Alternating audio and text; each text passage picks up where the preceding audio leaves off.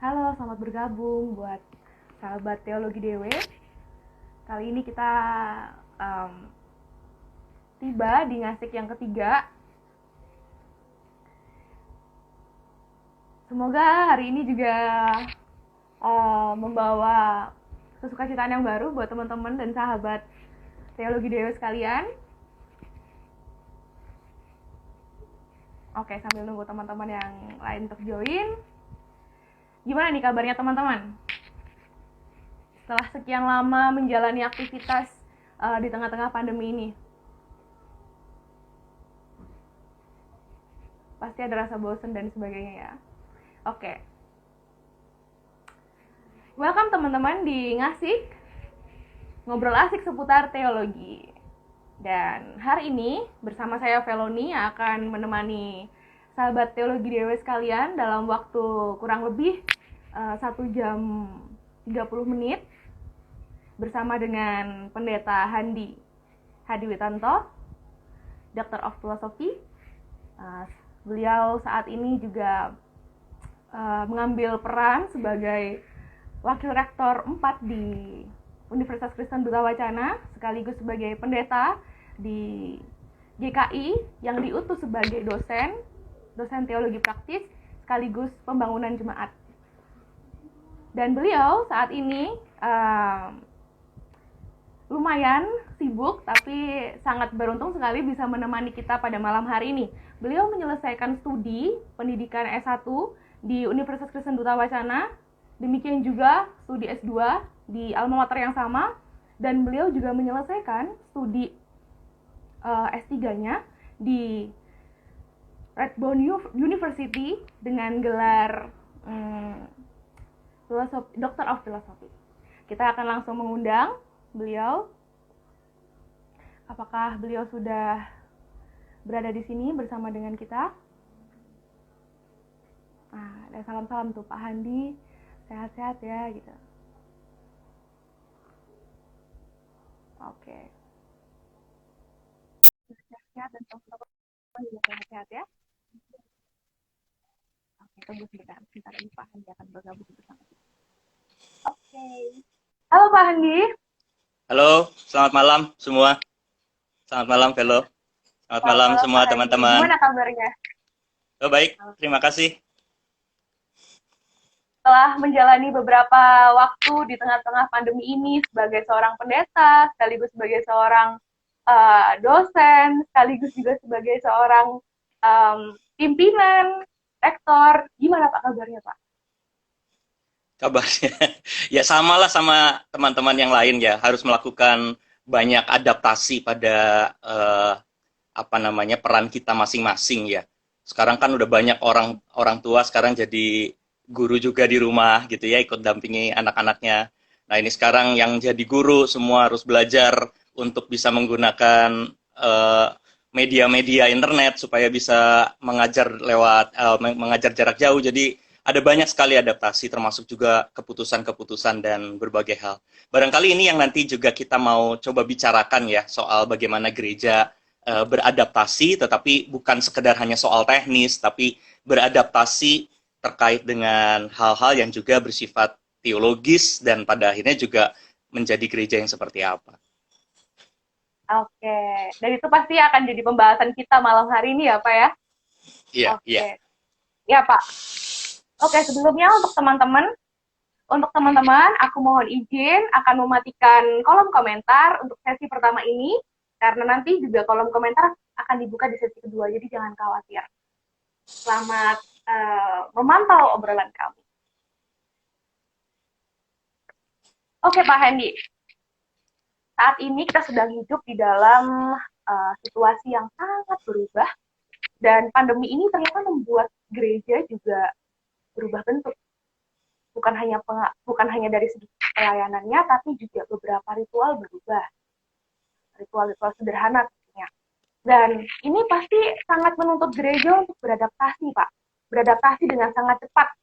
Nah, bahkan kalau kita boleh menggunakan kata yang udah singgung-singgung sama Bu Rere dalam ngasik di episode yang kedua kemarin, gereja akan menghadapi suatu perubahan, dan setelah pandemi ini nanti, itu bahkan kita akan bertemu dengan new normal. Bukan lagi kembali kepada keadaan sebelum pandemi, tapi kita akan menghadapi sesuatu yang baru, new normal. Nah, di sini Kak, tema kita malam hari ini liquid church or solid church. Nah, ini mengajukan dua pilihan untuk gereja. Mau seperti apa gereja? Antara menjadi solid atau menjadi liquid. Nah, tapi Pak Handi, sebelum kita ke sana, mungkin Bapak bisa menjelaskan, bisa sharing kepada kita semua, kepada sahabat teologi DW, apa sih itu solid church, apa itu liquid church, dan apa prinsip-prinsip penting di antara keduanya, serta bagaimana hubungannya, bagaimana kaitannya dengan pandemi yang kita alami saat ini. Oke, baik. Ya, terima kasih Velo. Sekali lagi salam ya, salam ketemu buat teman-teman lama, alumni, dan semua orang yang ikut bergabung bersama-sama di sini. Ya, saya rasa mungkin saya mencoba untuk merespon pertanyaannya Velo ini ya. Jadi kan tadi saya sudah mulai dengan bahwa memang kita perlu banyak adaptasi di dalam keadaan seperti ini. Bahkan sudah banyak orang mulai berbicara tentang akan ada new normal. Nanti saya akan kembali ke situ barangkali di bagian-bagian yang lebih ke tengah ya. Tapi sekarang kita mau coba bungkus pembicaraan kita ini tentang gereja yang beradaptasi dengan dua istilah yang jadi tema kita ya, tema gedenya, liquid church dan solid church. Saya rasa ini hanya salah satu dari sekian banyak diskusi-diskusi tentang gereja. Jadi jangan dibayangkan bahwa ini hanya satu-satunya situasi dan keadaan atau konsep bergereja yang perlu kita bicarakan. Tapi barangkali dari sekian banyak pilihan bicara tentang gereja, pembicaraan mengenai liquid church atau solid church ini jadi menarik gitu ya, dan relevan dengan kondisi ini. Nah, saya mau mulai dulu dengan beberapa dari teman-teman di sini mungkin pernah mendengar, baik itu entah di kelas buat teman-teman mahasiswa atau alumni, atau juga beberapa teman di gereja yang pernah mendengar dalam pembinaan. Saya suka mulai selalu dengan kesalahpahaman yang suka muncul gitu kalau bicara liquid church, atau sekarang pakai bahasa Indonesia saja lebih mudah ya, gereja yang cair. Gereja yang cair itu seringkali lalu dipahami atau mengerti sebagai gereja yang tidak lagi pakai aturan. Jadi karena gereja itu cair, lalu berarti gereja itu tidak lagi harus mengikuti aturan-aturan lama, tidak peduli lagi pada tradisi-tradisi gerejanya, tidak peduli lagi bahkan pada sejarahnya, pokoknya ngikuti sesuatu yang ada saat ini. Dan menurut saya itu adalah sebuah bentuk dari kesalahpahaman. Karena nanti kita akan coba bicarakan definisinya ya. Gereja yang cair bukan sekedar soal bahwa kita tidak punya aturan, ya. Bahkan kalau kita di zaman modern ini tanpa punya aturan, tanpa peduli pada tradisi, kita bisa menjadi gereja yang kacau, chaotic, atau menjadi gereja yang tidak lagi memiliki identitas. Jadi gereja pragmatis, gereja bunglon, asal ikut saja arusnya. Nah, saya rasa bukan itu kalau kita mau bicara tentang gereja yang cair. Karena itu sebetulnya kan kita berbicara mengenai soal adaptif. Adaptif itu bukan sekedar soal ikut-ikutan, tetapi adaptif itu adalah sebuah keseriusan kita untuk mencoba melihat, mempelajari, memahami apa yang sedang kita hadapi, dan kemudian kita mencoba menempatkan diri dengan cara yang benar. Duta Wacana sudah lama bicara mengenai teologi kontekstual.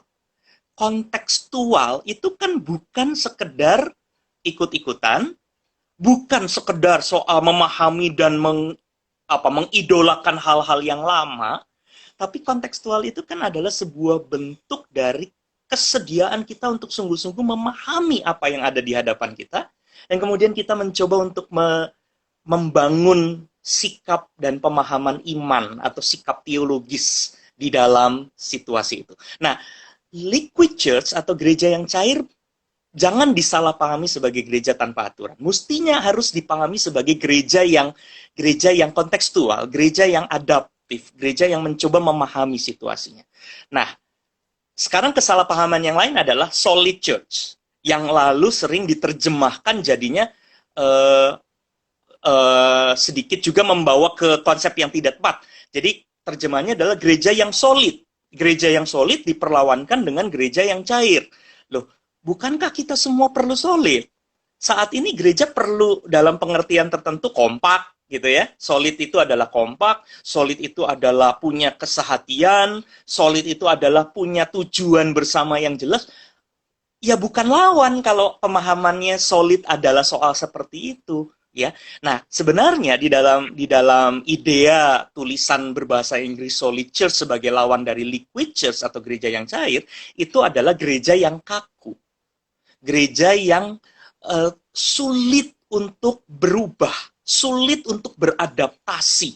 Kalau di dalam beberapa literatur seringkali sekarang mulai muncul kekhawatiran bahwa ada banyak organisasi dan komunitas termasuk gereja yang dengan luar biasa mempertahankan tradisi lamanya dan menganggap semua hal yang baru di depan kita itu adalah ancaman. Sehingga lalu selalu pemahamannya adalah kembali ke yang dulu. Yang dulu lebih baik, gitu ya. Lawan semua yang baru karena yang baru ini tidak benar. Saya pernah mendengar dalam sebuah pembicaraan, ada orang yang mengatakan, lawan gadget dan internet, karena ini iblis. Dan iblis bekerja di tengah-tengah internet. Ya, saya bilang, oke, gereja, iblis juga bekerja di dalam gereja, saya rasa ya, bukan cuma di dalam internet.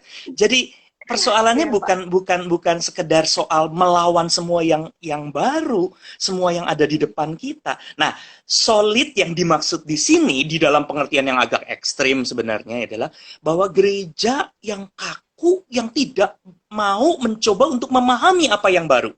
Sehingga seolah-olah yang baru itu lawan. Dan kemudian menganggap bahwa apa yang sudah ada itu pasti lebih baik. Apa yang sudah dijalankan itu pasti lebih benar.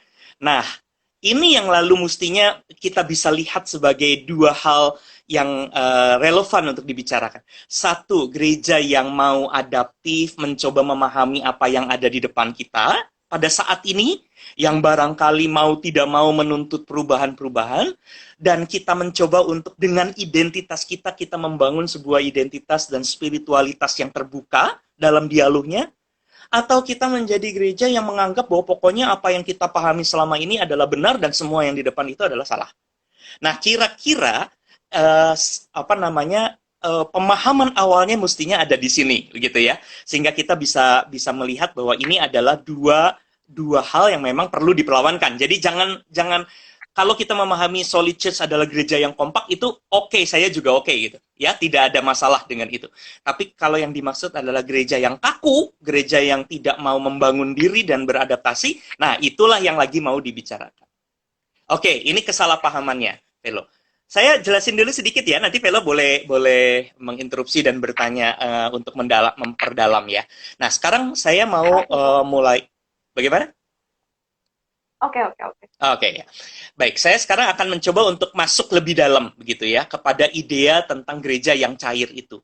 Nah, di dalam gereja yang cair, yang adaptif itu sebetulnya pemahaman teologis di belakangnya apa? Mudah-mudahan saya tidak terlalu lama untuk soal ini supaya kita bisa masuk lebih banyak pada hal praktis ya, karena pembicaraan dan tema kita hari ini harusnya lebih praktis. Tapi tidak kita harus mulai dulu dari pemahaman dasar dan teologisnya. Gereja yang cair sebetulnya bukan sesuatu yang baru, mestinya. Karena secara teologis, kita bisa melihat bagaimana Yesus mencoba untuk terus-menerus menerjemahkan sikap iman di dalam kehidupan sehari-hari.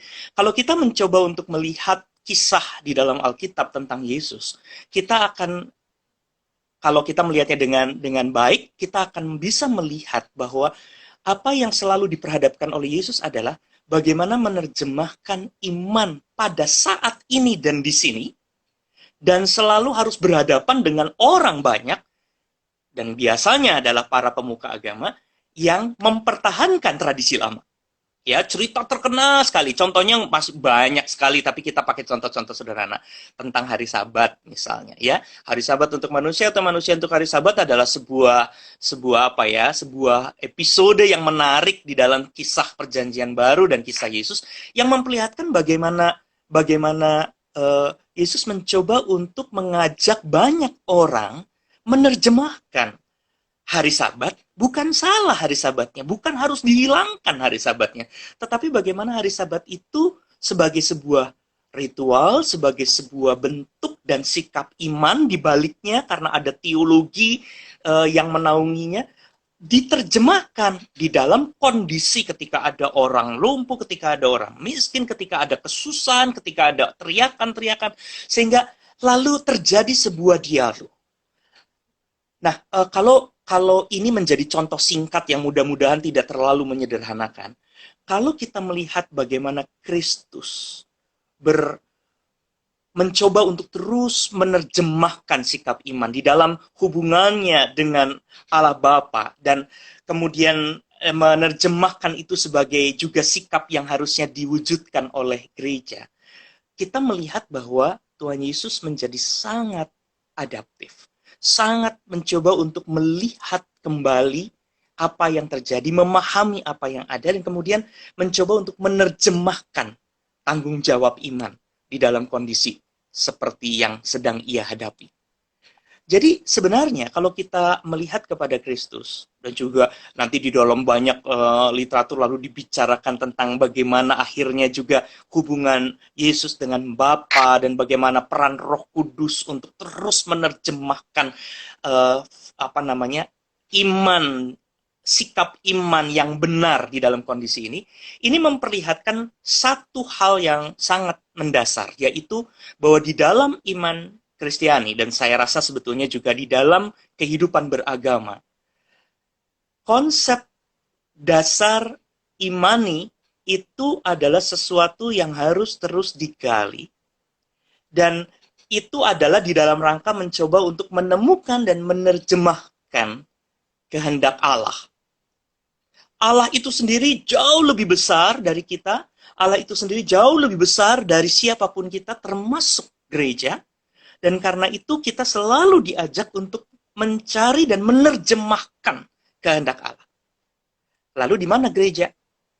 Gereja adalah orang-orang yang mencari dan menerjemahkan kehendak Allah itu, mencoba untuk menerjemahkan Injil itu, untuk menemukan kehendak yang benar dari Allah itu sendiri. Jadi jangan dibalik gitu loh, jangan dibalik. Gereja adalah kebenaran itu. Gereja bukan sekedar bahwa kita mempunyai segala sesuatu. Gereja adalah bagian yang mencari. Gereja diajak oleh Tuhan Yesus untuk terus mencoba belajar seperti murid-murid Tuhan Yesus, mengerti dan menemukan apa yang harusnya dikerjakan sebagai Injil dan sebagai kehendak Allah. Jadi gereja adalah bagian di dalamnya. Nah, kenapa saya tadi mengatakan gereja yang cair mestinya bukanlah sesuatu yang baru? Karena bukankah ini menunjukkan bahwa gereja nggak boleh jadi kaku, mempertahankan segala sesuatu seolah-olah kita sudah tahu segala sesuatu. Seolah-olah kita sudah tahu apa yang paling benar. Gereja itu mencoba untuk menerjemahkan dan mencari terus-menerus kok di dalam keadaan saat ini.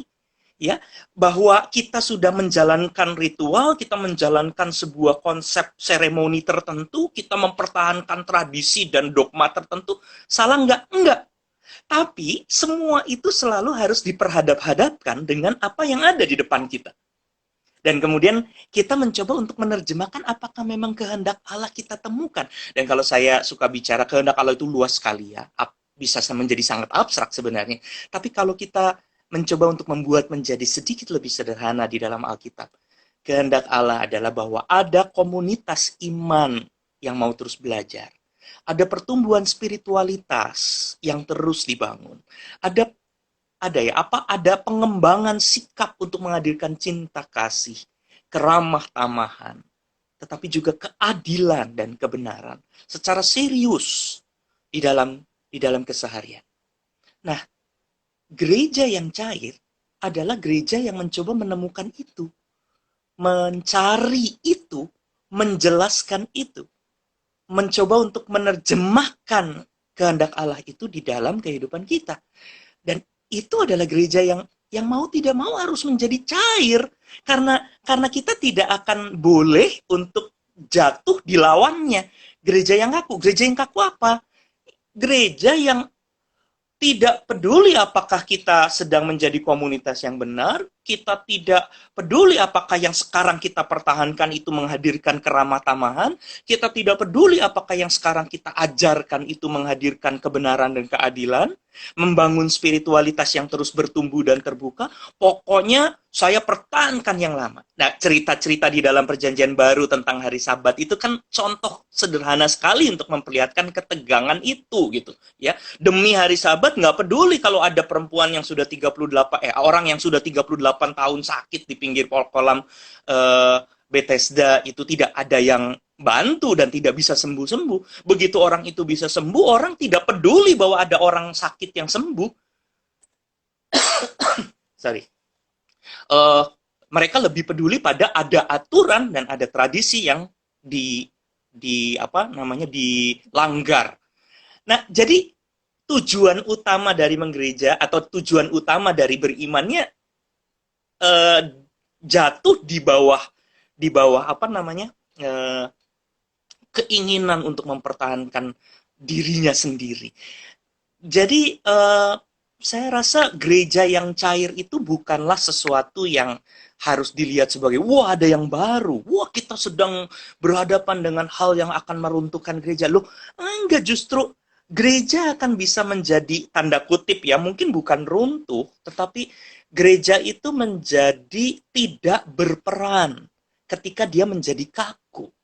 Justru gereja itu ditantang perannya ketika dia mencoba untuk lebih beradaptasi di tengah-tengah kehidupan pada saat ini. Kalau saya suka meminjam terminologinya seorang filsuf itu yang terkenal, Hannah Arendt. Hannah Arendt itu menggunakan kata imajinasi. Iman kita tuh harus imajinatif. Imajinasi itulah yang membuat kita mau terbuka pada kemungkinan-kemungkinan baru. Kalau kita tertutup, kaku, tidak mau belajar, kita jadi orang yang tidak imajinatif. Jangan-jangan di tengah hiruk pikuknya kita bergereja, kita tidak melakukan kehendak Allah gitu. Itu yang menjadi menjadi dasar. Saya rasa itu ya, kira-kira nanti kita bisa dalami dengan percakapan-percakapan. Iya, Pak.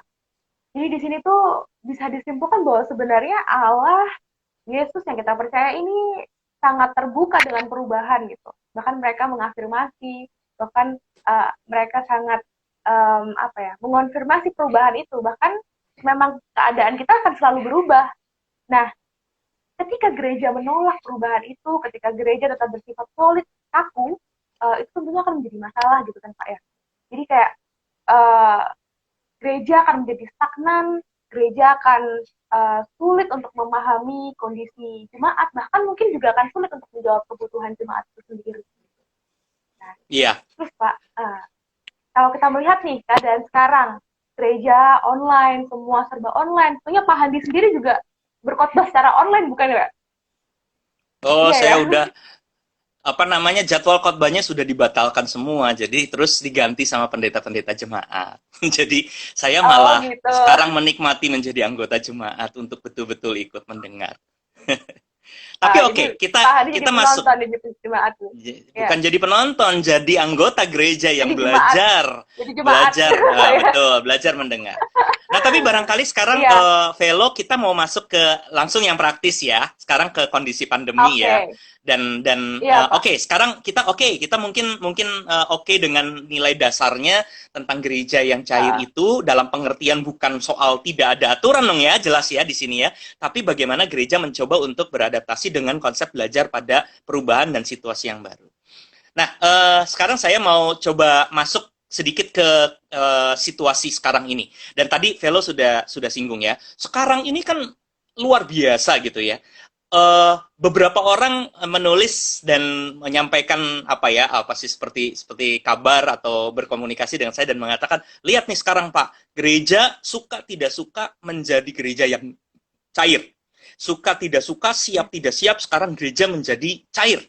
Saya lalu tanya, apa yang kamu maksud dengan gereja menjadi cair? Lo lihat dulu gereja mau bikin streaming, wah rapat lama nggak jadi-jadi. Sekarang suka nggak suka, jadi streaming gitu Mau ya. nggak mau, Mau harus nggak gitu mau, ya. ya. Dulu rapat selalu dihindari kalau rapatnya apa namanya dengan media internet, selalu ingin ketemu langsung. Sekarang suka tidak suka rapat sudah menggunakan berbagai macam apa namanya aplikasi untuk bisa rapat jarak jauh. Jadi terus orang bilang, lihat nih sekarang mau tidak mau gereja sekarang beradaptasi. Oke, saya mencoba untuk memahaminya mungkin dalam hal yang sangat kulit luar, benar. Ya, mau tidak mau gereja dipaksa. Yang tadinya harus apa yang tadinya berdebat dulu di dalam rapat setuju tidak setuju, sekarang jadi mau nggak mau harus kok gitu ya, kita harus menjaga jarak, kita jangan kumpul-kumpul dulu supaya bisa memutus rantai penyebaran. Jadi akhirnya gerejanya semua ada di dalam kondisi yang baru sifatnya. Tapi sekarang saya mencoba untuk menjadi lebih dalam. Pertanyaannya adalah betul apa namanya sikapnya ada apa? Sikap pertama saya adalah betul. Gereja mungkin kelihatannya menjadi lebih adaptif. Mau nggak mau, suka tidak suka. Beberapa terpaksa, beberapa mengeluh bahkan karena harus belajar ini nih. Tapi dia mulai mencoba. Mereka mulai mencoba. Tapi sekarang pertanyaannya adalah benarkah bahwa gereja itu sudah adaptif dalam keadaan ini? Apakah sudah benar menjadi gereja yang cair? Kalau ukurannya hanya mengganti media dari khotbah reguler tradisi apa yang biasa tatap muka menjadi sebuah khotbah yang sifatnya tidak langsung jarak jauh, yang menggunakan media, barangkali memang ada perubahan dan gereja ikut dalam perubahan itu karena harus begitu ya. Tapi kalau kita kembali lagi ke dalam definisi mengenai gereja yang cair, kita kan diperhadapkan dengan sebuah pertanyaan bahwa apakah kita benar-benar mencoba untuk memahami yang ada di lapangan dan pada saat yang bersamaan kita mencoba untuk berdialog mengupayakan kehendak Allah di mana ada komunitas iman yang terjaga, di mana ada spiritualitas yang dibangun, di mana ada keramah tamahan, di mana ada cinta kasih, di mana ada kebenaran dan keadilan yang diperjuangkan di dalamnya. Saya mau tunjukkan beberapa hasil observasi ya, sedikit. Ini apa namanya saya kumpulkan, tentu bukan sebuah penelitian yang sudah sangat-sangat valid, tetapi ini adalah percakapan-percakapan. Di dalam sebuah apa namanya percakapan, saya mendengarkan keluhan anggota gereja. 1 minggu, 2 minggu pertama ketika gereja diminta untuk tidak bikin ibadah di gedung gereja, lalu orang mulai masuk dalam euforia. Ya, mulai belajar, ada yang ngeluh, tapi lalu mau nggak mau akhirnya mencoba, melihat, dan kemudian mulai mengagumi bahwa ternyata teknologi ini ada. Sudah ada lama sebenarnya ya. Orang-orang di luar gereja sudah melakukannya. Tapi kemudian orang gereja, loh kok bisa nih ya ibadah begini? Oh kok bisa ya sekarang memberi persembahan tidak dengan cara yang biasa? Oh kok bisa ya sekarang PA dan sebagainya, begitu ya. 1, 2, 3 minggu pertama. Sekarang kita sudah masuk hampir ke bulan yang kedua rasanya ya. Dari mulai Maret akhir ya. Jadi udah 2 bulan kurang lebih mungkin. Dan lalu orang mulai menunjukkan hal yang baru dan normal, dan kemudian mulai melihat apa yang absen, apa yang tidak ada. Dan menarik, beberapa orang yang ngobrol dengan saya mulai bercerita begini. Mereka mulai merasa bahwa pendeta memang berkhotbah dari mimbar, dari rumah, melalui aplikasi dan media, tetapi rasanya kami tidak cukup merasa ada sapaan yang kuat. Kami tidak cukup merasa ada perhatian. Mereka tampil di YouTube atau tampil di aplikasi tertentu, lalu selesai. Kalau gereja biasa, kami biasa bertemu, dan kemudian kami merasakan kontak. Sekarang tidak. Dan ini menjadi sesuatu yang, wah, apakah ada sesuatu yang bisa lebih dari sekedar ini? Bahwa kami tidak kehilangan eh, hubungan, tidak kehilangan semangat untuk membangun diri. Kami tidak hanya dikotbahin, tapi kami juga ditanyakan, kami diperhatikan, dan ini lalu membuat pertanyaan saya menjadi relevan. Betul, gereja sudah mengubah berbagai cara untuk menghadirkan dirinya, tetapi benarkah ini sudah menjadi cair? Kalau cair itu pemahamannya adalah memahami situasi anggota jemaat, maka kita tidak bisa hanya berhenti bahwa kita mengganti media berkhotbah kita atau menggunakan metode yang baru, menggunakan aplikasi dan internet, karena ada sesuatu yang jauh lebih besar di dalam kehidupan menggereja, di mana tadi kita sudah bicarakan. Kita bicara tentang komunitas iman, kita bicara tentang spiritualitas, kita berbicara mengenai soal cinta kasih dan keramah tamahan, kita bicara tentang kebenaran, dan ini tidak bisa dan tidak cukup hanya sekedar ada media baru gitu. Dan kemudian orang asik hanya di dalam media itu. Ada komentar yang agak sinis ya, yang ini mestinya tidak selalu mewakili semua orang, tapi agak sinis mengatakan, oh ya sekarang pendeta-pendeta sedang belajar jadi artis YouTube, jadi artis Instagram, jadi artis untuk berbagai macam media, mereka bernyanyi, mereka bikin ini dan bikin itu, tapi apakah mereka mendengarkan kami? Ini hal-hal yang menarik, yang memperlihatkan bahwa, dan menyadarkan kita bahwa, oke, memang mau tidak mau kita jadi lebih cair nih sekarang, tapi mempertahankan komunitas iman sebagai gereja di dalam kondisi pandemi, bahkan nanti setelah pandemi, saya nanti akan ngomong gitu ya. Ini bukan sekedar ganti media, karena gereja yang adaptif adalah mencoba untuk memperjuangkan komunitas iman dan melakukan sesuatu yang dikehendaki oleh Allah. Dan berarti kita harus mendengar loh ini, mendengarkan orang-orang dan anggota gereja ada apa, sedang bagaimana, memerlukan apa, bagaimana mereka membutuhkan sesuatu, apa yang ada di dunia ini, dan apa yang harus dilakukan oleh kita, dan kita perlu masuk ke dalamnya. Saya punya contoh dalam observasi yang lain, contohnya begini. Beberapa orang mencoba untuk mengatakan, waduh, kita ini sekarang jadinya pakai YouTube, pakai Instagram, pakai media-media, berbagai macam platform internet. Rasanya kok kita jadi kehilangan kerjaan kita. Sekarang kita kehilangan mainan lama kita. Saya tertawa mendengar itu, dan kalau ditanya ya, apa yang kau maksud dengan mainan lama? Mainan lama itu adalah pergi, bertemu dengan massa yang banyak, orang yang mungkin mengagumi, ada di dalam sebuah persekutuan, saya mungkin juga mengatakan di dalam sebuah kerumunan, orang-orang yang melihat dengan kekaguman tertentu barangkali, dan itu jadi hilang. Lalu mereka menggunakan internet, mereka fasih menggunakan internet, tapi lalu mulai memunculkan sikap yang mungkin agak sedikit jujur, dan mengatakan, waduh, kita kehilangan ini ya, kehilangan apa yang biasa kita lakukan.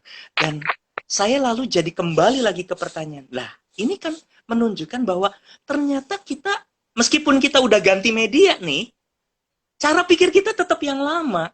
Beberapa gereja bilang begini, beberapa anggota jemaat bilang begini, wah, sekarang pendeta-pendeta kehilangan pekerjaan. Anggota gereja bilang pendeta-pendeta sekarang gabut. Beberapa pendeta mengatakan, kita sekarang tidak lagi punya kerjaan. Bingung di rumah mau ngapain. Perhatikan coba ya. Kebingungan pendeta pada pekerjaan sebagai seorang pendeta di tengah situasi seperti ini menunjukkan apa? Bukan mereka tidak pakai internet loh. Mereka pakai internet. Dan karena mereka bilang pekerjaan biasanya tidak ada, jadi pakai internet tidak dianggap sebagai pekerjaan, dalam tanda kutip. Lalu masih ditambah lagi bahwa kami bingung harus ngerjain apa. Berarti yang ada, jangan-jangan nih ya, saya kalau ngomong kadang-kadang suka terlalu generalisasi, mungkin harus hati-hati.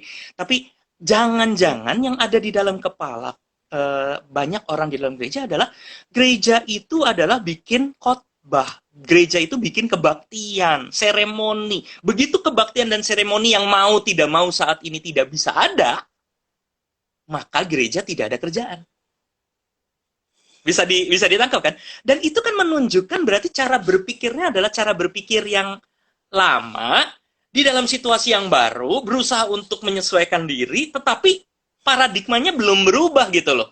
Nah, kalau paradigmanya masih terus mengatakan bahwa gereja itu adalah bikin kebaktian dan seremoni, dan menjadi gereja itu tidak lagi ada yang lain selain itu, kita tidak lagi bisa bikin itu, ya tidak heran kalau lalu jadinya kita tidak ada kerjaan. Dan itu berarti menunjukkan kita belum cair dalam situasi ini.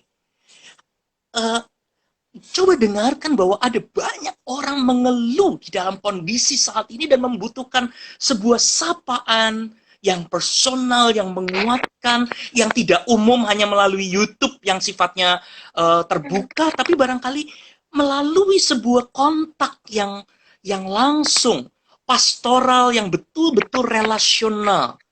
Konsep menggereja yang tidak hanya berpikir tentang seremoni, gereja yang betul-betul berpikir tentang membangun relasi-relasi di keluar dari dirinya sendiri.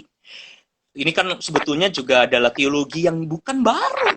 Moltmann sudah ngomong lama tentang bagaimana relasi itu menjadi sesuatu yang sangat serius dan harus dikembangkan. Nah, coba kita lihat lagi beberapa satu lagi ya observasi. Jadi kita mencoba untuk melihat bahwa ternyata kita ini kelihatannya sudah adaptif di kulit luarnya, ganti medianya, tapi belum adaptif di dalam mencoba mendengarkan dan melihat apa yang dibutuhkan oleh masyarakat di tengah-tengah pandemi, dan juga belum terlalu mengubah paradigma kita. Nah, sekarang yang terakhir, beberapa orang sudah mengatakan itu. Ada salah satu komentar di Instagram kita yang dari awal sudah muncul, itu saya agak lupa dari siapa, tapi dia udah mengatakan begini. Itu sebetulnya yang dimaksud dengan new normal itu ya, yang tadi sudah disinggung oleh Velo. Pasca pandemi ini, kalau sekarang kan mau nggak mau nih ya, sampai bulan Mei akhir, beberapa gereja masih sepakat untuk belum kebaktian. Kita masih mau lihat nanti bagaimana Juni. Kalau ada perubahan-perubahan sedikit, barangkali mulai ada perubahan, tapi saya masih belum yakin. Kita masih belum tahu. Saya kira dalam kondisi pandemi jelas harus mulai dengan situasi yang baru. Tadi saya sudah mengatakan, kita tidak hanya ganti media, tapi dengarkan apa yang dibutuhkan oleh masyarakat saat ini. Apa yang dibutuhkan oleh anggota gereja saat ini. Bukan menjadikan kembali kebaktian, mengembalikan kebaktian pada saat ini, karena itu bukan sikap yang bijaksana, tapi apa yang mereka butuhkan yang bisa kita lakukan secara kreatif, imajinatif. Itu gereja yang cair. Nah, sekarang kita ngomongin new normal. Setelah pandemi, beberapa orang mulai merasa yakin bahwa sikap menggereja akan berubah. Mungkin orang tidak lagi akan seperti dulu tentang ibadah. Tidak lagi seperti dulu tentang rapat. Tidak seperti dulu lagi tentang bagaimana kita melakukan dan menyelenggarakan beberapa kegiatan-kegiatan keagamaan. Mungkin orang mulai tidak lagi datang ke gereja. Beberapa orang malah mulai menggunakan bahasa dan nada yang sangat-sangat pesimis. Jangan-jangan nanti orang tidak lagi mau ke gereja. Saya sendiri tidak sepesimis itu, meskipun tidak mesti terlalu berlebihan dalam optimisme. Saya sendiri pernah mengatakan pada seorang kawan di Surabaya, kalau penelitian saya benar, saya belum melakukan penelitian di tengah COVID ini terkait dengan bagaimana orang melihat gereja. Saya sedang menyiapkan itu. Tapi sebelum COVID, saya punya penelitian bahwa orang-orang muda di Indonesia, kalau soal animo ke gereja, masih kuat. Saya sudah ceritakan itu kemana-mana. Di kelas kita juga pernah bicara soal itu. Animonya tinggi banget. Saya tidak terlalu yakin dalam paradigma kita sebagai orang Indonesia, orang Asia, dan hidup beragama kita akan meninggalkan gereja pasca COVID. Dalam pengertian yang sangat pesimis. Ya, artinya orang tidak lagi peduli sama gereja, tidak lagi mau datang. Saya nggak terlalu yakin. Meskipun ini masih tetap harus dibuktikan ya, dan rasanya kita akan melihatnya, kita menjadi bagian dalam sejarah itu. Tetapi saya akan setuju dalam pengertian begini, bahwa paling tidak, setidaknya orang sekarang mempunyai opsi yang banyak. Kalau dulu orang taunya denominasinya, orang datang ke gereja hanya pada apa yang biasa dia tahu dan pahami, begitu ya. Sekarang ini kan menjadi sangat-sangat mudah dan dibiasakan untuk buka aplikasi, dan kita tahu bahwa di situ ada banyak pilihan. Jadi kalau pakai bahasa saya tuh, saat ini tuh orang punya opsi yang banyak gitu loh. Dan karena opsinya banyak, maka perlahan-lahan orang lalu jadi punya paradigma yang baru juga tentang apa itu denominasi, apa itu pengkhotbah, siapa yang harus saya dengar, bagaimana saya akan bisa memutuskan ke gereja atau tidak ke gereja. Saya rasa ini bisa sangat kuat, apalagi kalau kita bicara pada generasi muda, katakanlah generasi Y dan Z misalnya, yang memang sebetulnya apa yang saya katakan ini juga bukan hal baru. Loh, kalian kan sudah jauh lebih biasa nih ya, yang generasi Y dan Z, jauh lebih biasa dengan opsi orang tua, generasi X ke atas, saya ke atas gitu ya, 40-an tahun, 50-an tahun ke atas, mungkin memang tidak terlalu melihat bahwa opsi yang banyak sebagai sesuatu gitu, bisa jadi. Anak muda, waduh ada opsi yang banyak. Jadi memang paradigmanya lalu jadi berubah nih, gitu ya. Gereja itu tidak selalu harus seremoni, gereja itu tidak selalu harus ritual, jangan-jangan. Tapi yang tradisional, tapi gereja itu juga bisa dilihat seperti yang mulai banyak orang bicarakan. Gereja itu haruslah berbicara mengenai iman, spiritual, dan itu adalah konsep bagaimana saya hidup, dan ini bukan selalu hanya soal saya ada di dalam gedung, dan lalu bagaimana saya mencoba untuk menjalankan hidup beriman saya. Pertanyaannya kembali, seberapa siap kita sebagai gereja dalam kondisi baru itu? Kalau kita hanya berpikir kembalikan ke ke ibadah yang lama nanti juga pandeminya selesai, nanti semuanya akan kembali lagi. Ya kita juga semua berharap pandeminya ini segera selesai, tapi new normalnya kan mungkin akan tertinggal gitu loh. Ya akan muncul. Nah, saya akan merasa hidup kita jauh lebih mudah kalau ternyata orang tetap ke gereja seperti dulu dan tidak ada perubahan apapun. Oke. Tapi kalau memang betul-betul seperti yang beberapa orang lihat dan seperti yang saya juga konfirmasi, ada new normal, ada opsi yang lebih banyak, dan orang sekarang melihat, oke, gereja ternyata tidak selalu tuh harus rapat dipanggil oleh majelis jemaat dan datang. Ternyata kita bisa kok mengajukan diri, proposal, berbicara secara jarak jauh melalui media, dan begitu menjadi berjarak seperti ini, lalu juga urusan-urusan tradisional seperti soal orang lebih tua, soal posisi duduk, segala macam kan juga jadi berubah. Ini jadi cenderung lebih equal, menjadi cenderung lebih setara, dan orang lalu mulai melihat, oke, struktur-struktur lama jadi semakin runtuh gitu loh, semakin mengecil. Nggak bisa lagi kita pakai gaya hierarkis yang model lama barangkali. Kita mulai tidak bisa lagi berbicara tentang bahwa orang harus selalu berkumpul di dalam ibadah saja. Tapi pertanyaannya kembali tetap, sekarang gereja akan berperan seperti apa? Nah, ini kan juga menuntut ketercairan gereja. Gereja harus melakukan dan memikirkan sesuatu. Oke, digital ministry sekarang menjadi sesuatu yang sangat penting, tapi digital ministry bukan sekedar soal medianya ganti. Bukan hanya sekedar pakai internet nih, gitu ya.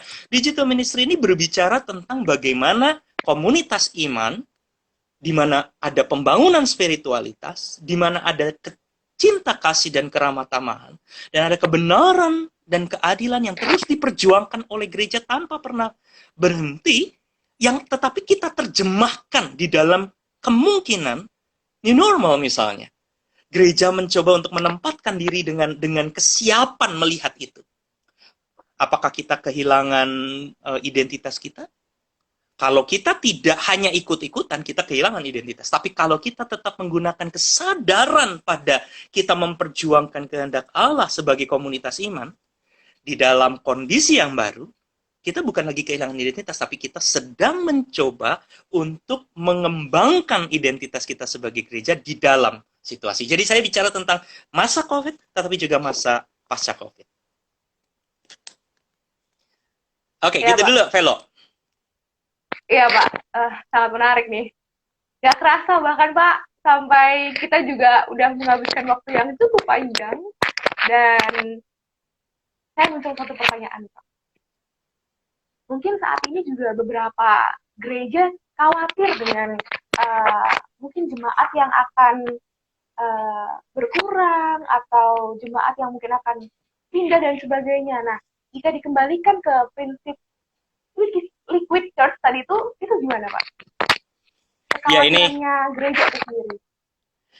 Ini menarik tentang ketakutan anggota gerejanya pindah dan seterusnya ya. Jadi ini menurut saya adalah sebuah situasi yang juga kita harus dengarkan ya. Di dalam begitu banyak opsi, ya itu tadi gitu ya. Lalu ada banyak kemungkinan termasuk anggota jemaat yang pindah. Saya punya cerita beberapa waktu lalu saya ikut diskusi bareng-bareng sama beberapa ketua sinode. Ada ketua sinode GBI, itu kawan lama karena saya pernah sama-sama di Tasik dulu sebagai saya pendeta jemaat GKI, dia pendeta jemaat GBI.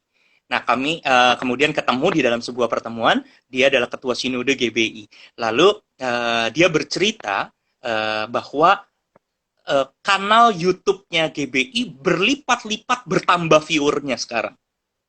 Karena kondisi ini. Jadi penontonnya jadi lebih banyak. Dulunya tidak sebanyak itu ketika gereja normal, tidak sebanyak itu. Tapi begitu gereja ini menjadi harus tidak lagi melakukan ibadah biasa, viewer dari kanal YouTube-nya GBI bertambah luar biasa, berkali-kali lipat begitu. Tapi lalu menarik, dia bilang begini, tapi saya nggak tahu yang nonton itu anggota GBI atau bukan. Lalu saya tertawa, langsung nyeletuk, jangan-jangan yang nonton anggota GKI, Pak. Saya bilang begitu, ya. Dan pada saat yang sama, kami juga bercerita di GKI, karena saya GKI. Di GKI ada banyak yang membuka ibadah streaming, jemaat-jemaat atau klasis atau sinode wilayah. Dan kami kalau di sinode ada YKB, Yayasan Komunikasi Bersama, kemudian ada ibadah setiap hari Minggu. Itu juga ada sekian banyak viewer. Saya bilang, ya saya juga tidak persis yakin, jangan-jangan yang nonton mungkin anggota GBI, Pak, gitu ya.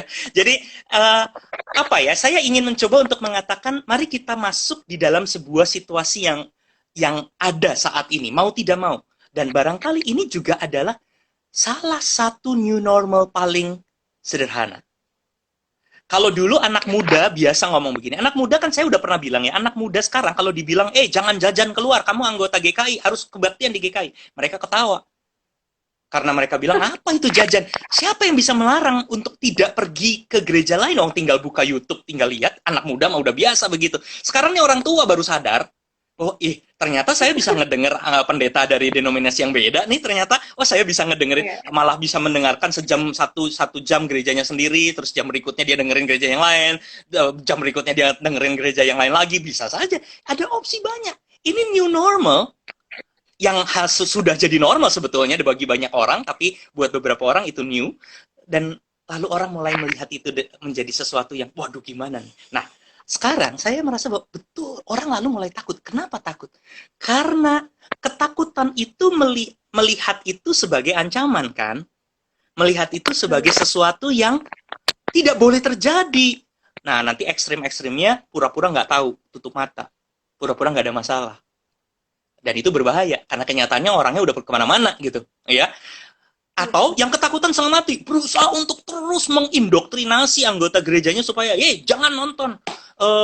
Atau jangan dengarkan yang lain misalnya, karena nanti kamu pergi dan sebagainya. Sudah kita mencoba untuk melihat ya kembali ya bahwa ini karena kita melihatnya sebagai ancaman. Nah, sekarang mari kita mencoba menjadi lebih cair ya. Kalau kita menjadi gereja yang cair, berarti kan kita sekarang mencoba untuk membuka atau bahkan mengubah paradigma kita untuk bisa menghadapi situasi. Suka tidak suka, ada situasi baru. Orang punya opsi. Tadi saya sudah bilang, pandemi selesai, ini kan nggak akan berubah. Orang yang udah kadung tahu bahwa kita bisa ngedengerin khotbah, orang sudah mulai biasa dengan mencoba untuk melihat, orang bisa lebih mudah untuk pindah, ya. Artinya dalam arti tertentu, itu memang menjadi sangat kuat. Lalu apa yang harus kita lakukan? Berarti kita kan harus mencoba untuk menghadirkan diri dan betul-betul bukan hanya berkhotbah tanpa perhatian dan tidak peduli kepada anggota gereja. Kita harus menjadi sebuah komunitas yang betul-betul dengan media yang kita punya, mencoba untuk menghadirkan, bukan cuma menghadirkan diri melalui khotbah jarak jauh, tapi juga tetap menghadirkan diri sebagai gereja yang membangun komunitas, yang membangun spiritualitas, yang membuat orang tahu bahwa saya kalau ada di dalam komunitas gereja saya, meskipun sekarang tidak bisa ibadah, saya terbangun spiritualitasnya. Saya jadi tahu apa yang saya harus perjuangkan. Saya jadi mengerti apa yang saya harus kembangkan. Saya disapa sebagai bagian dari kehidupan dan menjadi warga dari kehidupan bergereja di sini. Saya bukan menjadi penonton saja. Salah satu yang mungkin menjadi persoalan saat ini adalah bahwa tanpa sadar kita bisa membuat warga gereja hanya jadi penonton-penonton, dan orang di gereja sibuk menjadi apa ya, jadi seperti penyedia konten gitu loh kalau di YouTube. Sibuk bikin A, bikin B, Konten bikin C, kreator. bikin ini, bikin itu ya, konten creator, tidak lagi betul-betul berkomunitas, tidak lagi betul-betul mencoba untuk menguatkan komunitas. Nah, saya mau gunakan ini. Mungkin kita sebentar lagi harus break ya kalau nggak salah ya. Tapi saya mau coba tunjukkan satu hal yang penting sekali di dalam digital ministry, yaitu listening. Nanti kita akan lanjutkan dengan yang lain. Di dalam digital ministry atau pelayanan digital yang harus kita coba kembangkan saat ini karena situasi dan mungkin juga karena new normal nanti, gitu ya. Pelayanan digital atau digital ministry tidak pernah boleh melupakan unsur listening. Listening itu apa? Listening itu keluar dari diri sendiri, mencoba mendengarkan orang lain. Betul-betul memperhatikan apa yang ada di depan sana. Dan bagaimana kita mencoba untuk mengaitkan itu semua dengan konsep komunitas iman, menyangkut soal spiritualitas, keramataman, dan seterusnya.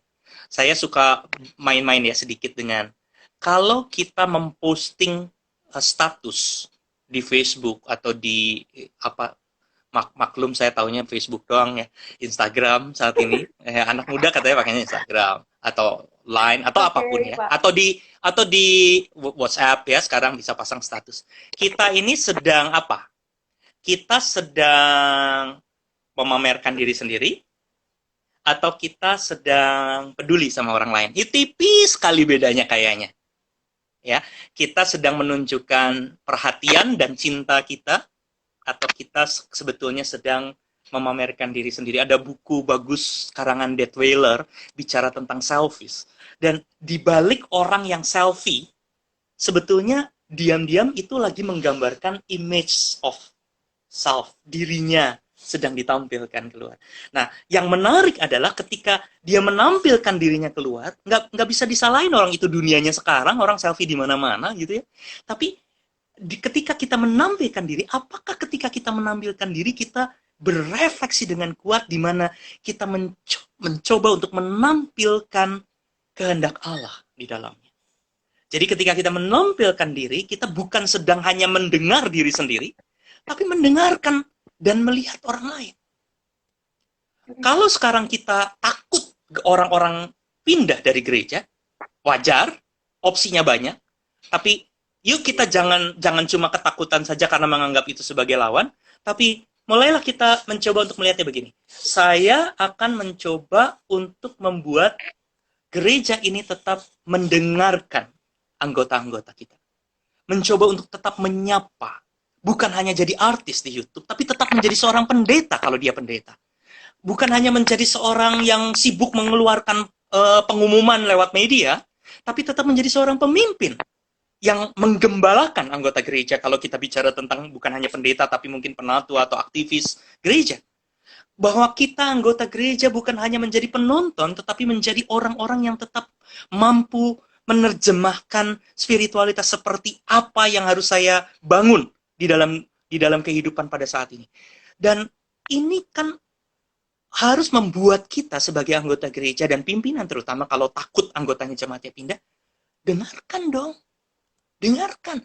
Ada orang yang sakit, ada orang yang kedukaan, ada yang meninggal, ada yang tidak terperhatikan barangkali. Sekarang persoalan ekonomi mulai muncul, ada orang-orang yang menjadi sangat sendirian. Saya tadi baca di mana ya, ada satu tulisan yang bagus tentang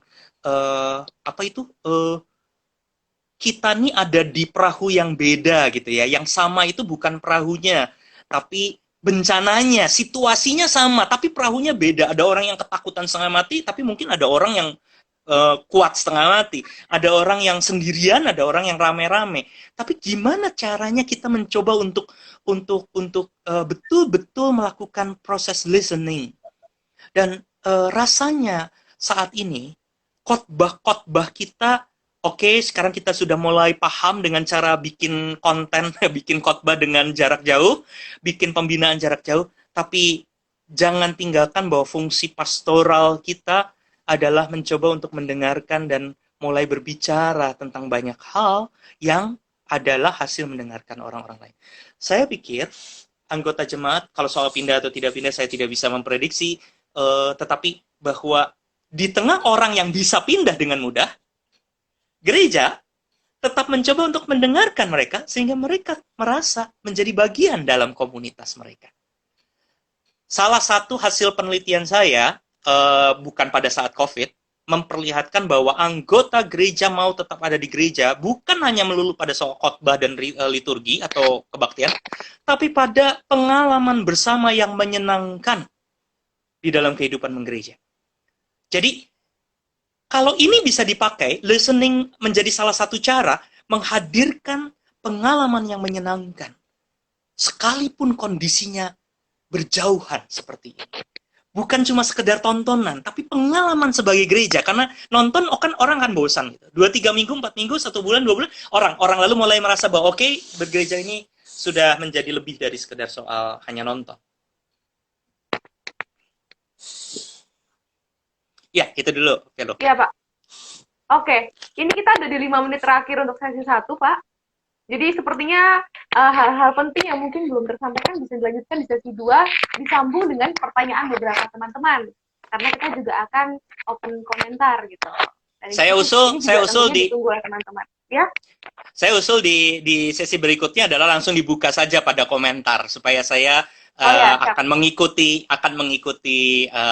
apa namanya pertanyaan-pertanyaan yang mungkin sudah dipilih dan diajukan. Gitu ya. Oke. Ya, Pak. Oke. Untuk teman-teman jangan lupa untuk gabung lagi di sesi berikutnya karena ada sesi tanya jawab. Teman-teman boleh bertanya tentunya tentang topik ini dan Pak Hadi akan langsung jawab. Ya. Aku tutup ya teman-teman, kita akan bertemu di sesi berikutnya.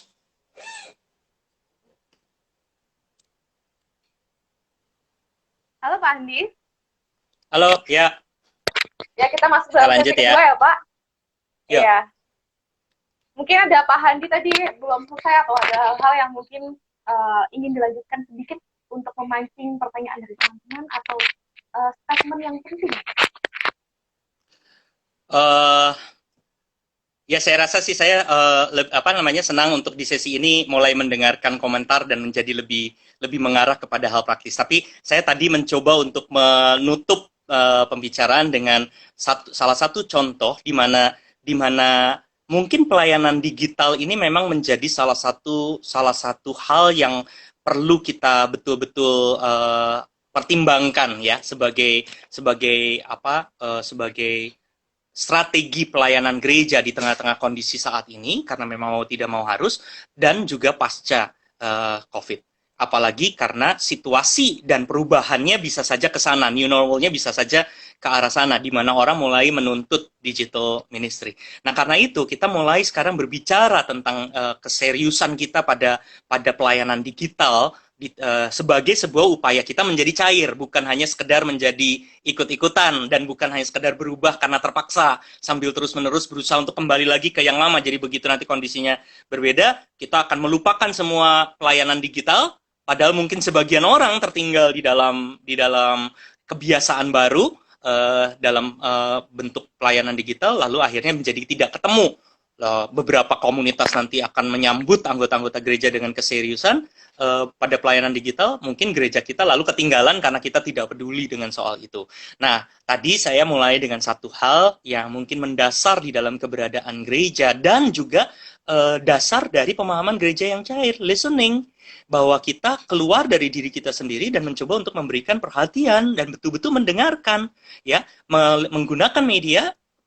Bukan berarti kita sudah mendengarkan orang lain. Mendengarkan orang lain akan membuat penggunaan media kita menjadi lebih baik. Saya rasa saya berhenti dulu di situ karena kita tadi sudah bicarakan itu. Nah, mungkin nanti ada pertanyaan-pertanyaan yang akan bisa mempertajam, lalu membuat saya jadi bisa menjelaskan lebih jauh. Silakan, Velo. Oke. Iya, Pak. Ini saya mengepin satu pertanyaan yang juga berkaitan dengan pertanyaan di kolom komentar postingan kami terakhir di Teologi Dewe.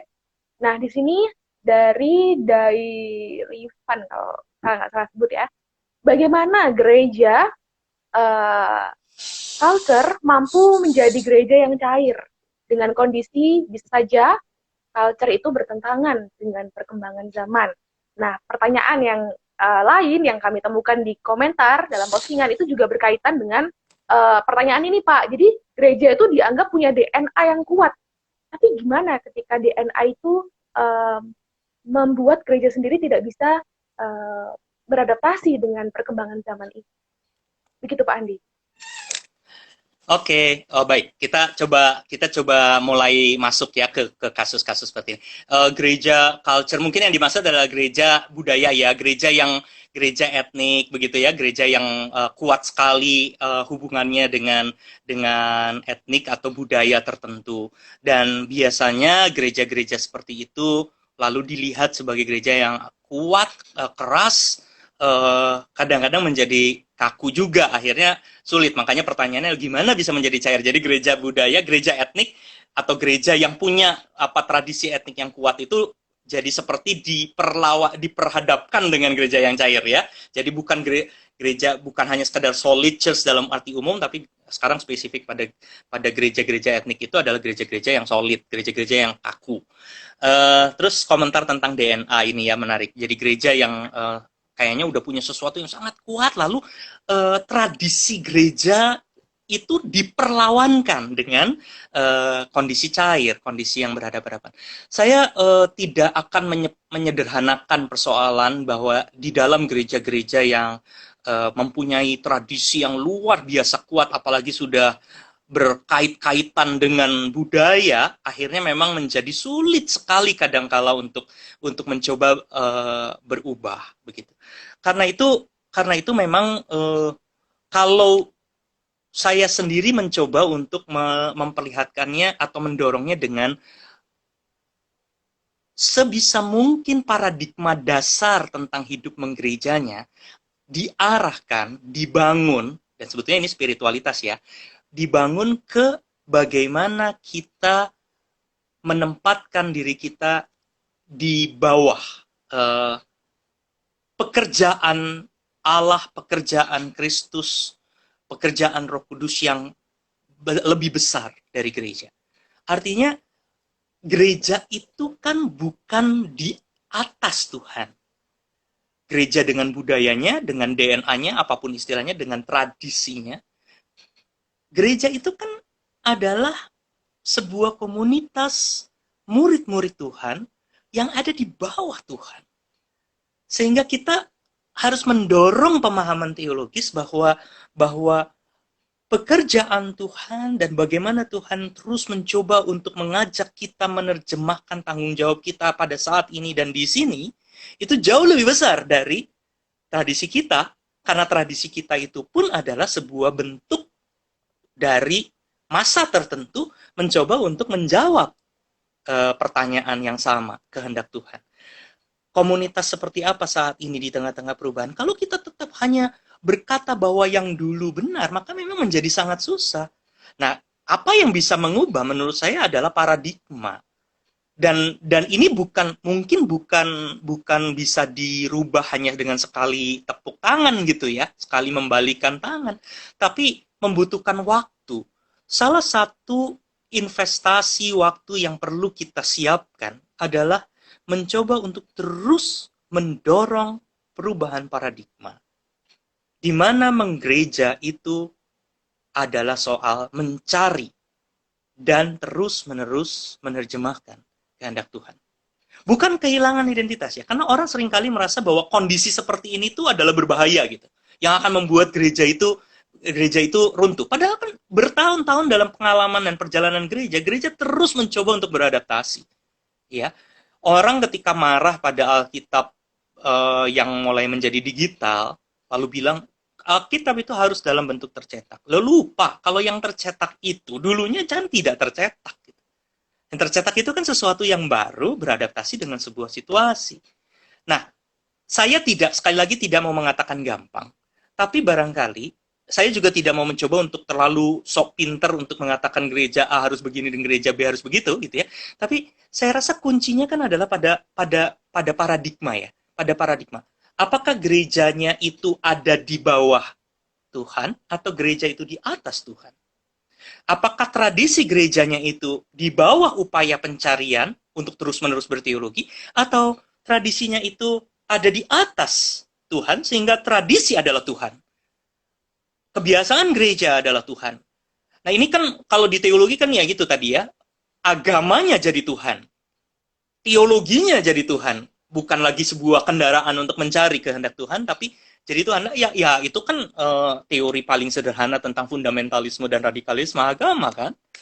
Pada persoalan apapun gitu ya, bahkan ketika berbeda, orang berbeda, saya suka mengatakan di dalam gereja berbeda, oke nggak apa-apa, kita coba dulu jalan bersama-sama, tidak harus saling pukul gitu loh karena berbeda. Oh ternyata enggak. Orang merasa bahwa berbeda itu menjadi ancaman yang sangat besar dan kemudian kita menganggap bahwa kita menjadi berantakan kalau berbeda.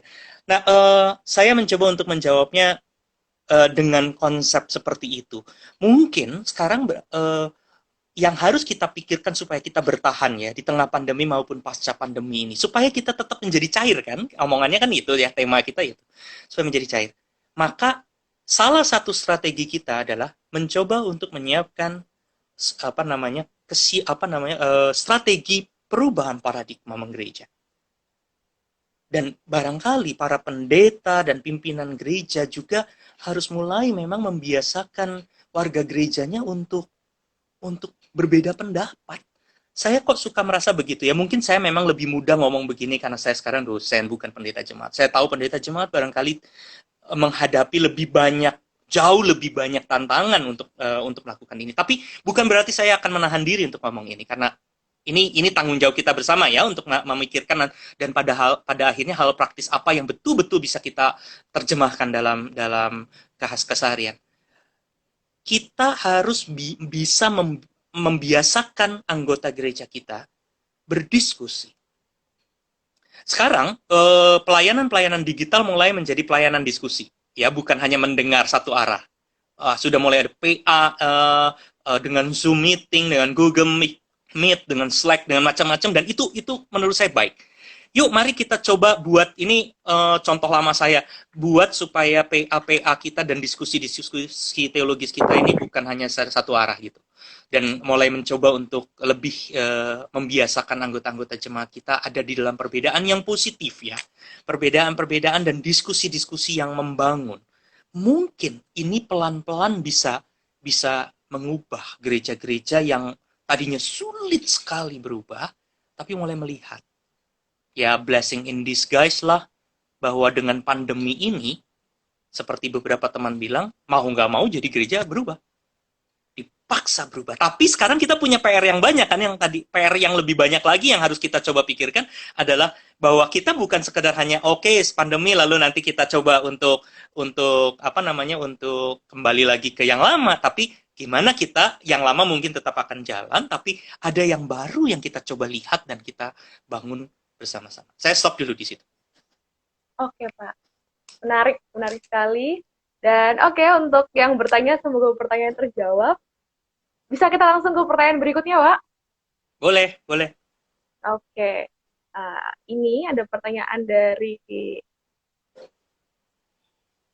Hubert Steve Golah itu ya, Bapak yang bertanya ini. Nah, di sini ada pertanyaan yang menjadi pergumulan di tengah masa pandemi ini juga adalah menurunnya persembahan gereja, Pak.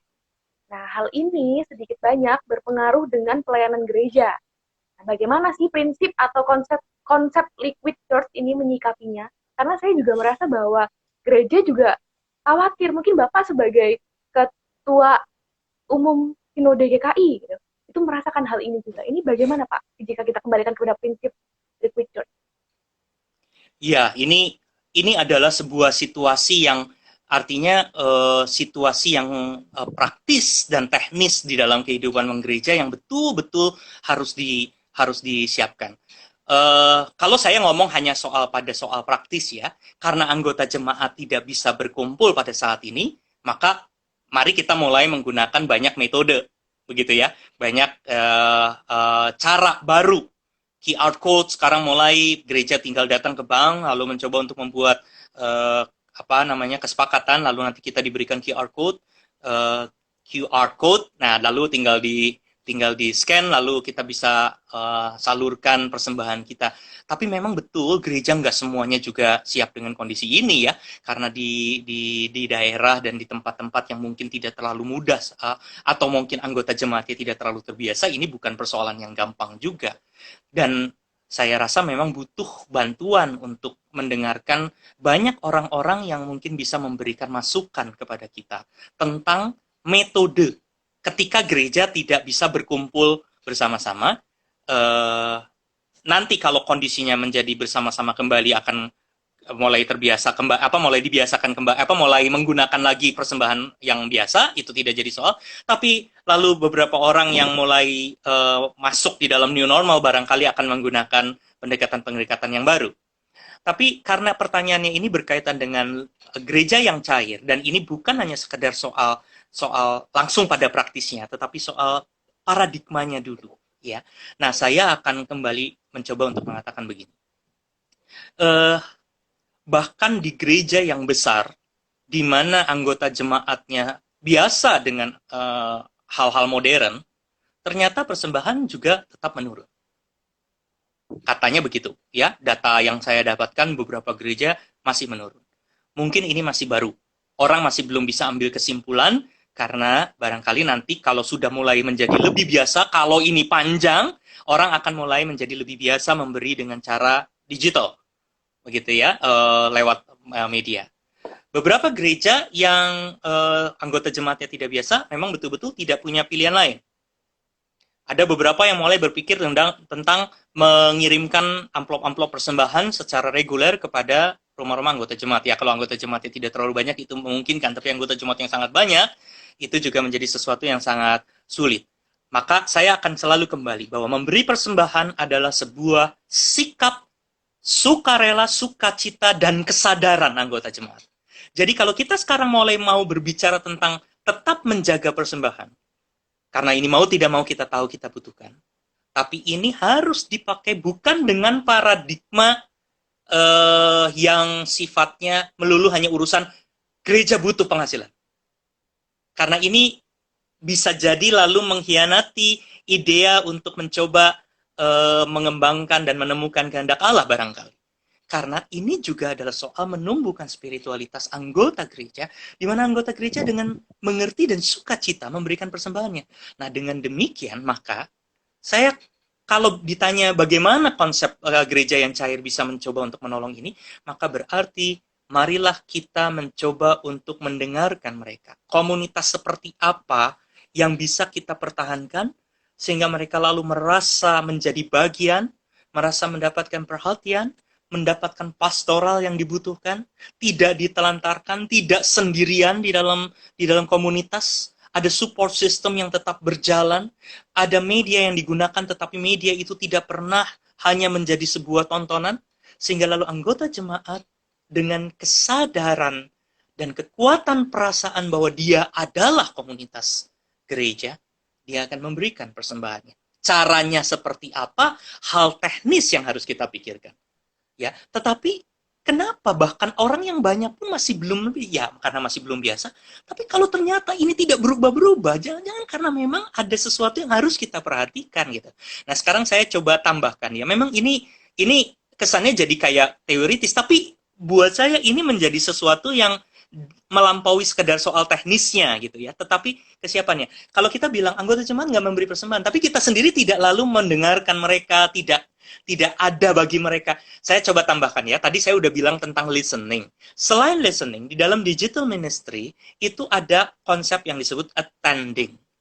Attending itu hadir.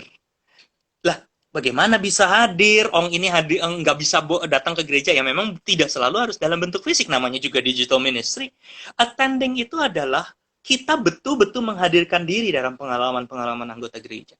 Betul-betul menghadirkan diri di dalam kebutuhan-kebutuhan mereka. Dan ini yang menuntut kreativitas luar biasa kan di dalam sebuah dalam sebuah situasi yang baru ini. pelayanan digital, menggunakan aplikasi, menggunakan pendekatan jarak jauh, tapi kita bersyukur bahwa pendekatan jarak jauh ini bisa connect seperti kita sekarang, setidaknya saya dan Velo, dan bisa berkomunikasi dengan teman-teman yang mendengarkan kita semua pada saat ini. Luar biasa. Coba kalau ini pandeminya terjadi 15 tahun yang lalu, ketika internet mungkin tidak secepat saat ini dan medianya belum sehebat saat ini dan kita betul-betul tidak bisa terkoneksi, ya jangankan mendengar, orang kita ketemu aja nggak bisa misalnya gitu ya, jangankan attend, orang kita ada di dalam situasi yang sangat terbatas. Kita ini sekarang dibantu oleh media yang luar biasa, tapi bagaimana kita bisa menggunakan media ini untuk betul-betul bukan cuma sekali lagi membuat tontonan, konten, tetapi bahwa kita hadir di tengah-tengah pengalaman. Mestinya bahkan tidak perlu pakai media yang susah-susah ya. Seorang teman pendeta bercerita bahwa dia menghabiskan waktunya cukup panjang setiap pagi, secara bergiliran, menyapa anggota jemaatnya satu persatu dengan WhatsApp. Mencoba untuk menanyakan satu persatu. Dan dia pastikan bahwa dia tidak hanya copy paste sehingga itu jadi kelihatannya hanya mesin yang bertanya. Ya, kalau kalian tahu ya, kalau di WhatsApp grup misalnya suka ada orang ucapin selamat, ada yang ulang tahun, terus ucapan selamatnya cuma copy paste sama aja semua gitu, orangnya ganti-ganti, ucapannya sama sampai gambar-gambarnya sama gitu ya. Saya merasa, kalau saya merasa bahwa itu tidak jadi personal, itu jadi mesin gitu ya, jadi mekanik.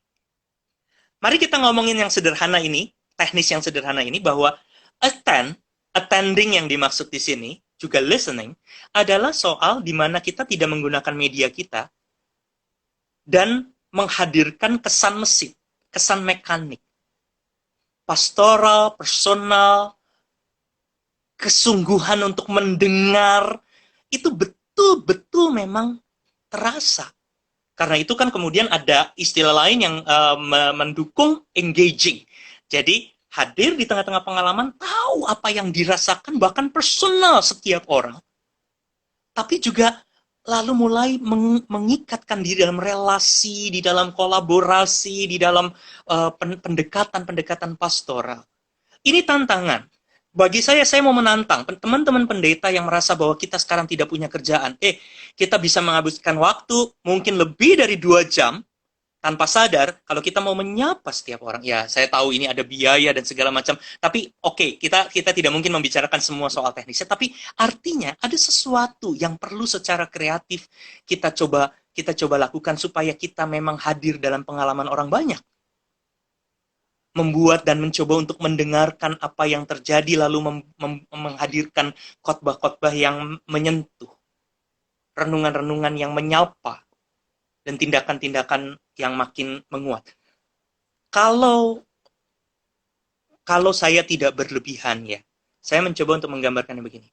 Ketika anggota jemaat terpelihara di dalam komunitas imannya dengan spiritualitas yang sehat, maka anggota jemaat akan merasakan syukur dan kemudian dapat lebih mudah disentuh dan diingatkan tentang bagaimana dia menyalurkan rasa syukurnya. Lah kita tidak bisa dong memaksakan anggota jemaat, apalagi kalau kita tidak mau tahu kalau anggota jemaat saat ini juga lagi kesusahan. Lalu terus-menerus bicara kapan persembahannya dikirimkan atau bagaimana gereja ini bisa hidup kalau nggak ada yang kasih persembahan. Lalu orang bilang, ya tapi saya tidak merasa saya ada dalam persekutuan atau saya tidak merasa ada di dalam komunitas. Ini kan menjadi sebuah sebuah timbal balik yang wajar ya. Tapi saya tidak mau terlalu jatuh di dalam persoalan timbal balik. Saya lebih senang untuk mencoba menekankan bahwa kalau gerejanya berfungsi di dalam konsep listening, attending, dan engaging yang bagus, ada keramataman yang kuat, ada sapaan yang baik, ada spiritualitas yang dibangun. Karena kita mau mendengarkan situasi anggota jemaat, maka lalu anggota jemaat dapat menggunakan kreativitasnya pula di dalam rangka mendukung pelayanan gereja. Oke. Sepertinya ini banyak sekali pertanyaan yang berat-berat Pak ya dari teman-teman sahabat Teologi Dewe ini. Dan kita nggak kerasa juga tinggal beberapa menit terakhir. Mungkin beberapa teman-teman yang bertanya jangan kecewa dulu kalau misalnya pertanyaannya belum bisa dijawab. Tapi ada satu pertanyaan yang juga ini praktis tapi juga kiranya bisa kita lakukan dari Kak Fania nih. Ya, Kak Fania ini bertanya, intinya sih gimana caranya menduplikasi Handi di gereja-gereja. Minta tips and trick praktis menyebarkan value, value liquid church dong Pak. Jadi gimana caranya menyebarkan ini biar benar-benar dilakukan, benar-benar direalisasikan. Itu pertanyaan yang berbahaya. Menduplikasi itu jangan jangan menduplikasi saya, yang harus diduplikasi itu yang lain. Bukan, tapi mungkin gini Sambil ya. Jadi bercanda kalau gitu. ya kalau misalnya kita sekarang berbicara mengenai bagaimana gereja bisa menjadi cair, ya kembali lagi ke idea bahwa gereja harus menempatkan diri di bawah Tuhan. Kalau ini kan Liquid Church ini salah satu judul dari buku karangan Pete Ward, dan Pete Ward mencoba untuk menuliskan beberapa hal praktis di sana yang kemudian lalu dia tulis kembali dalam hal yang jauh lebih teologis, apa disebut liquid ecclesiology, dan dia mencoba mengatakan bahwa gereja itu betul-betul harus menempatkan diri di dalam proses berimannya di tengah-tengah pengalaman hidup masyarakat. Pergumulan, ketakutan, perubahan, kebingungan, pertanyaan-pertanyaan. Menempatkan diri dengan terbuka, menempatkan diri di dalam rangka mencoba untuk membaca situasi itu. Jadi beriman itu harus di tengah-tengah pengalaman. Karena Yesus pun menunjukkan kehadiran Allah Bapa itu di dalam pengalaman hidup, di dalam sejarah manusia. Jadi kenapa kok gereja sekarang ini suka menggunakan iman dan agama yang dipegang jadi bendera yang luar biasa di atas Tuhan gitu loh. Ya, seolah-olah kita seperti sudah selesai dengan semua proses menemukan dan membangun imannya. Ya, ini kembali ke teman-teman yang tadi bicara tentang gereja etnik gitu ya, atau gereja dengan DNA yang luar biasa itu.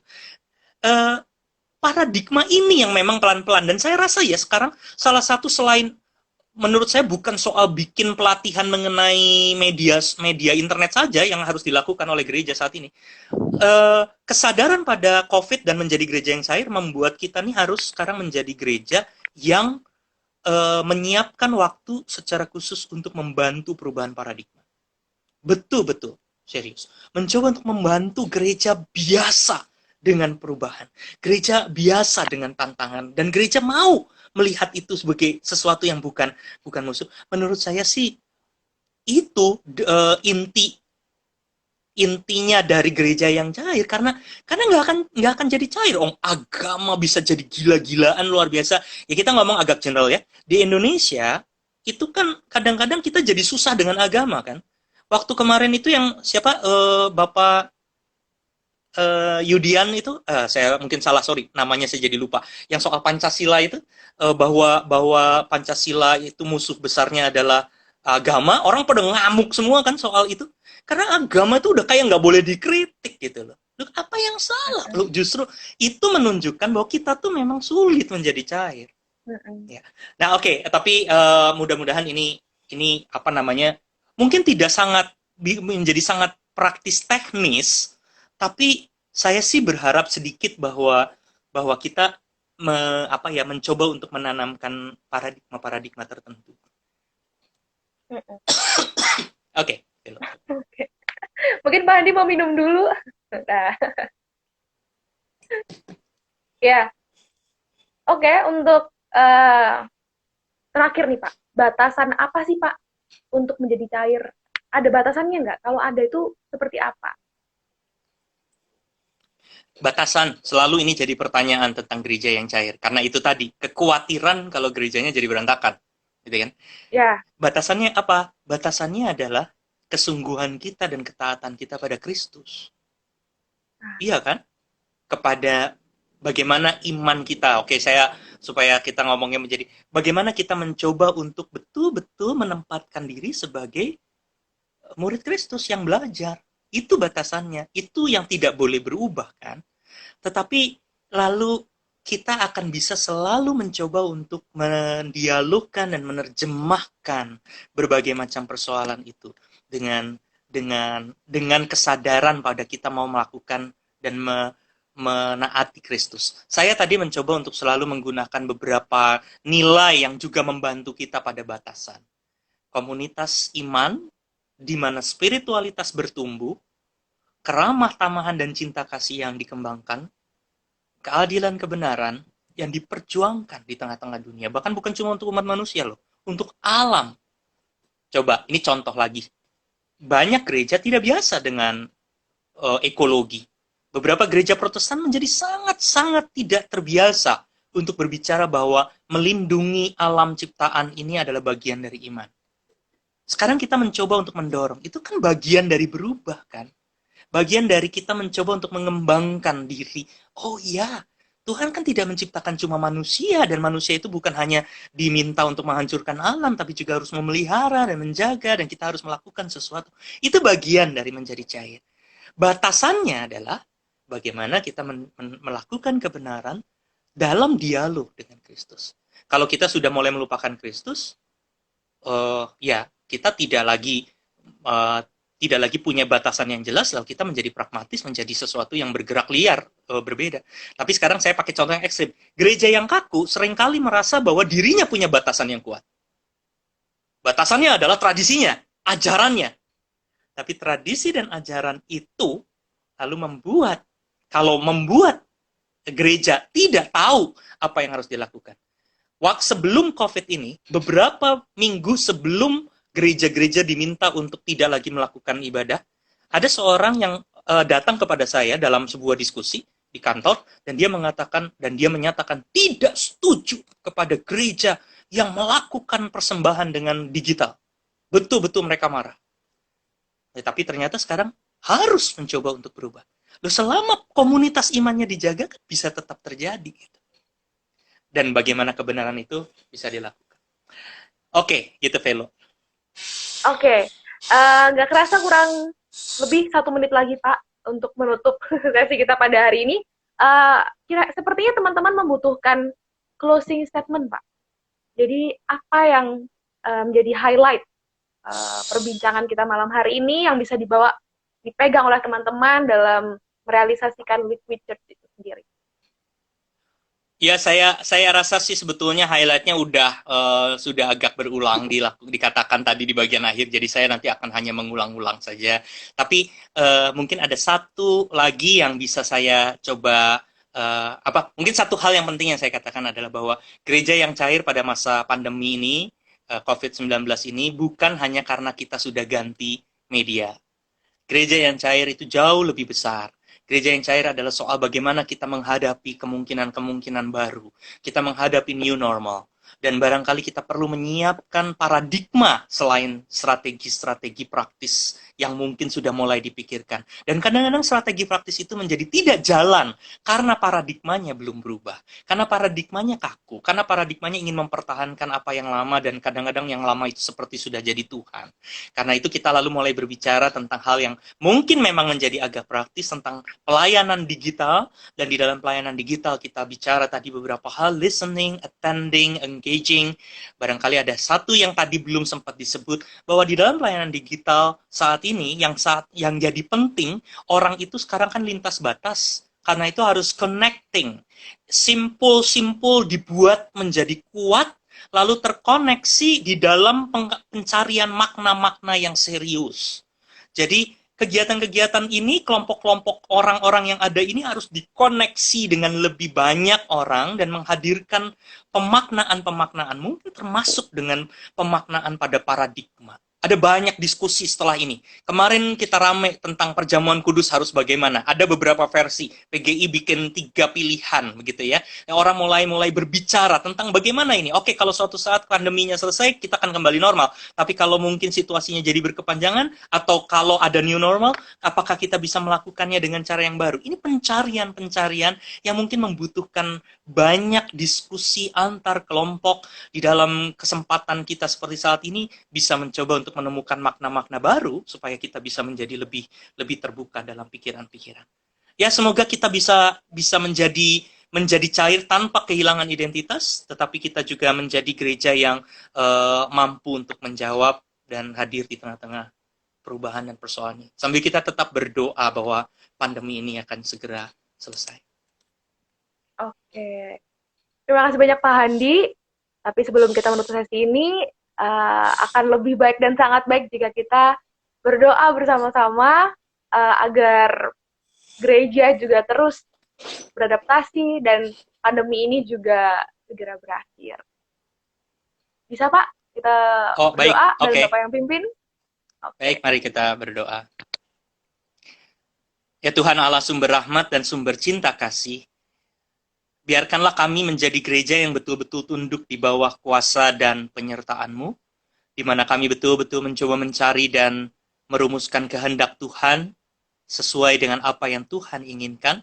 Berikan kepada kami hikmat dan keterbukaan untuk kami melihat, mendengar, mencoba untuk hadir di tengah-tengah pengalaman banyak orang pada saat ini, dan mencoba untuk menghadirkan bentuk-bentuk pelayanan yang bukan hanya melulu terarah pada diri kami sendiri, tetapi betul-betul mencoba untuk menghadirkan apa yang diperlukan bagi orang lain. Jangan biarkan ketakutan-ketakutan menguasai kami sehingga kami lalu tidak menjadi gereja yang siap untuk melayani. Jangan biarkan kemarahan dan kekhawatiran menguasai kami sehingga kami menjadi gereja yang tidak memiliki pengharapan. Tetapi juga jangan biarkan kami menjadi gereja yang terlalu kaku, sehingga kemudian kami tidak lagi mencoba untuk menemukan apa yang Tuhan kehendaki di tengah-tengah berbagai tantangan pada saat ini. Biarlah Engkau melindungi kami dan menyertai gereja, supaya gereja di Indonesia bahkan di seluruh muka bumi dapat menjalankan perannya dengan benar dan baik, bahkan menghadirkan cinta kasih semakin kuat yang membuat banyak orang bergembira, bersuka cita, dan merasakan Injil, merasakan berita gembira, merasakan kebaikan Tuhan di tengah-tengah kami semua. Di dalam nama Tuhan Yesus Kristus kami berdoa. Amin. Amin. Oke, terima kasih Pak Handi. Terima kasih juga untuk sahabat-sahabat Teologi DW. Kita akan bertemu dalam ngasik yang berikutnya. Ya, Pak Handi, banyak sekali ucapan terima kasih dan semoga apa yang kita bincang-bincang hari ini boleh terrealisasikan dan teman-teman juga terus semangat dalam menggereja, dalam hidup bergereja. Oke, Pak Handi. Terima kasih. Oke. Terima kasih buat semua juga. Terima kasih Velo, terima kasih buat teman-teman yang sudah mendengar. Selamat malam.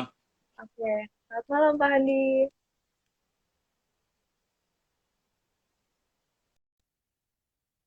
Oke, buat teman-teman sahabat Teologi DW, jangan lupa untuk terus pantengin ngasik yang berikutnya.